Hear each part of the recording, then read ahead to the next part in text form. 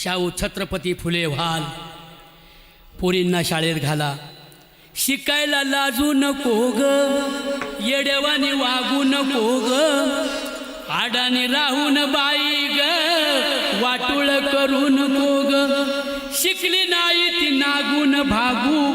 ज्ञान कसं तिच्याकडं मागू, तिच्या दारिद्र्य दुःखाची परवड कुणाला सांगू, म्हणून लाव ग लाव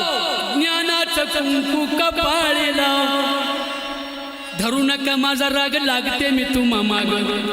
एवढा विचार डोक्यात साठवा.